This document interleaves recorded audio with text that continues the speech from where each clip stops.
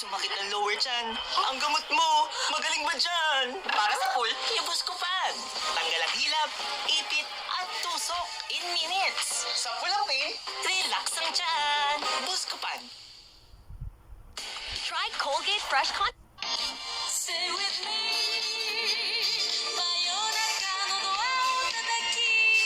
Ito ang malupit na rice cooker, guys. Guys, kumusta kayong lahat? Nasubukan niyo na ba itong gawin sa balat ng saging? Kung hindi pa, kung mayroon kayong balat ng saging sa bahay, huwag niyo itapon. Gawin nating masarap na ulam. Napakadali lang nitong gawin at mapakinabangan niyo pa yung balat ng saging niyo. So ngayon, huwag niyo na itapon. Gawin yung ganito. Sigurado ako magustuhan ito ng buong pamilya niyo. Lalo na pag nagtitipid kayo at wala talaga kayong maisip na ulam or wala pambili ng ulam.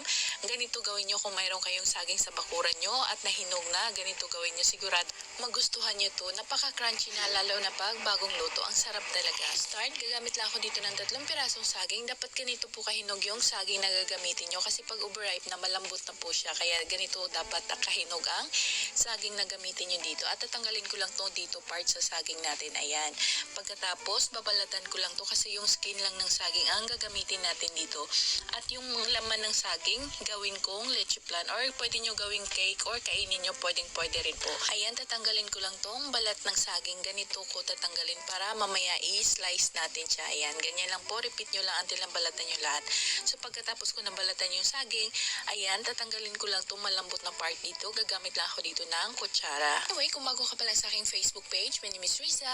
Please paki-follow para may updated kayo every time na may bago tayong uploads. Then tell me where you're watching from and comment kayo sa baba kung taga saan kayo para next video natin ma-shoutout ko yung pangalan nyo. Ayan, natanggal ko na yung malambot na part dito sa ating balat ng saging. So ngayon, ilagay ko lang dito sa aking bowl na may water at lagyan ko rin ito ng vinegar para malinis talaga tong saging, balat ng saging natin at hugasan lang natin ito ng maayos for 3 times. Note kay Lucia Del Rosario from San Mateo, Rizal, Mary Ann Cabrera from Bantayan Island, Cebu, Manang Gemas Kusina from Sydney. Maraming salamat po sa inyong panonood. Ingat po kayo.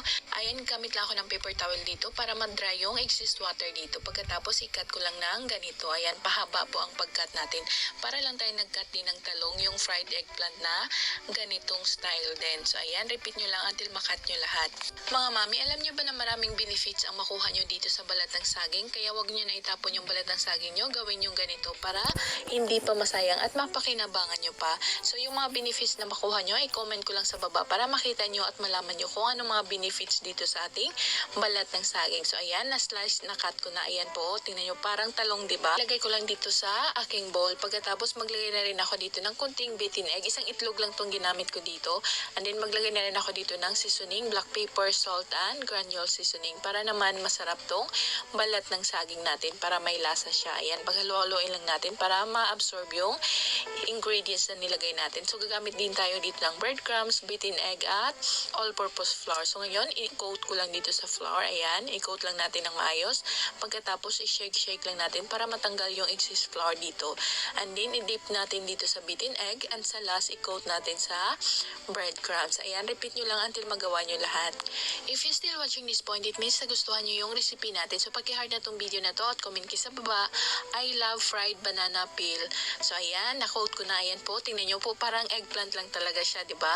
So, ayan, nagpaint lang ako ng oil dito at i-fry ko lang ito until maging golden brown color. O mga mami, kung naghanap kayo ng budget-friendly na ulam, so kung wala kayong pambili ng ulam pero mayroon kayong saging sa bahay, ganito gawin nyo sa balat ng saging. At least mapakinabangan nyo pa at mayroon pa kayong masarap na ulam. At marami pang benefits ang makuha nyo dito. Kaya ngayon, huwag nyo na itapon yung balat ng saging. Gawin nyo pang masarap na ulam. Napaka-crunchy talaga nito pag bagong luto. Ang sarap niyang kainin. Pwede nga to pang merienda. Sa akin, ganitong ulam, sapat na. Ayan, luto na. Ayan po, tingnan nyo po. Hindi nyo akalain na balat ng saging to. Parang talong style lang din siya. Ayan o. So, ayan. Ready to serve ng ating masarap na fried balat ng saging. Napakalutong niya talaga. Ayan, pakinggan nyo kung gaano kalutong to. Anyway, sana may natutunan kayo sa akin today. Huwag kalimutan, follow nyo yung Facebook page natin. Stay safe everyone. Happy cooking. Enjoy. God bless you all. See you in my next video. Hey guys, kumusta kayong lahat? Nasubukan niyo na ba itong gawin sa balat ng saging? Kung hindi pa, kung mayroon kayong balat ng saging sa bahay, huwag niyo itapon. Gawin nating masarap na ulam. Napakadali lang nitong gawin at mapakinabangan niyo pa yung balat ng saging niyo. So ngayon, huwag niyo na itapon. Gawin yung ganito. Sigurado ako magustuhan ito ng buong pamilya niyo. Lalo na pag nagtitipid kayo at wala talaga kayong maisip na ulam or wala pambili ng ulam. Ganito gawin niyo kung mayroon kayong saging sa bakuran niyo at nahinog na. Ganito gawin niyo. Sigurado magustuhan niyo to. Napaka-crunchy na lalo na pag bagong luto. Ang sarap talaga. Start, gagamit lang ako dito ng 3 pirasong saging. Dapat ganito po kahinog yung saging na gagamitin nyo kasi pag overripe na malambot na po siya. Kaya ganito dapat kahinog ang saging na gamitin nyo dito. At tatanggalin ko lang to dito part sa saging natin. Ayan. Pagkatapos, babalatan ko lang to kasi yung skin lang ng saging ang gagamitin natin dito. At yung laman ng saging, gawin kong leche plan or pwede nyo gawing cake or kainin nyo, pwede rin po. Ayan, tatanggalin ko lang tong balat ng saging. Ganito ko tatanggalin para mamaya i-slice natin siya. Ayan, ganyan lang po. Repeat nyo lang until nabalatan nyo lahat. So pagkatapos ko nabalatan yung saging, ayan, tatanggalin ko lang itong malambot na part dito. Gagamit lang ako dito ng kutsara. Anyway, kung bago ka pala sa aking Facebook page, my name is Riza. Please paki-follow para may updated kayo every time na may bago tayong uploads. Then tell me where you're watching from and comment kayo sa baba kung taga saan kayo para next video natin ma-shoutout ko yung pangalan nyo. Ayan, natanggal ko na yung malambot na part dito sa ating balat ng saging. So ngayon, ilagay ko lang dito sa aking bowl na may water at lagyan ko rin ito ng vinegar para malinis talaga tong saging, balat ng saging natin at hugasan lang natin ito ng maayos for 3 times. Note kay Lucia Del Rosario from San Mateo, Rizal, Mary Ann Cabrera from Bantayan Island, Cebu, Manang Jemas Kusina from Sydney. Maraming salamat po sa inyong panonood. Ingat po kayo. Ayan, gamit lang ako ng paper towel dito para mag-dry yung excess water dito. Pagkatapos, i-cut ko lang ng ganito. Ayan, pahaba po ang pag-cut natin. Para lang tayo nag-cut din ng talong, yung fried eggplant na ganitong style din. So ayan, repeat nyo lang until makat nyo lahat. Mga mami, alam nyo ba na maraming benefits ang makuha nyo dito sa balat ng saging? Kaya wag nyo na itapon yung balat ng saging nyo, gawin yung ganito para hindi pa masayang at mapakinabangan nyo pa. So yung mga benefits na makuha nyo, i-comment ko lang sa baba para makita nyo at malaman nyo kung ano mga benefits dito sa ating balat ng saging. So ayan, na-slice, na-cut ko na. Ayan po, tingnan nyo, parang talong, diba? Lagay ko lang dito sa aking bowl. Pagkatapos, maglagay na rin ako dito ng kunting beaten egg. Isang itlog lang tong ginamit ko dito. And then maglagay na rin ako dito ng seasoning, black pepper, salt, and granule seasoning para naman masarap tong balat ng saging natin para may lasa siya. Ayan, paghalo-haloin lang natin para ma-absorb yung ingredients na nilagay natin. So gagamit din tayo dito ng breadcrumbs, beaten egg, at all-purpose flour. So ngayon, i-coat ko lang dito sa flour. Ayan, i-coat lang natin ng maayos. Pagkatapos, i-shake lang natin para matanggal yung excess flour dito. And then, i-dip natin dito sa beaten egg and sa last, i-coat natin sa breadcrumbs. Ayan, repeat nyo lang until magawa nyo lahat. If you're still watching this point, it means nagustuhan nyo yung recipe natin. So, paki-heart na tong video na to at comment kayo sa baba.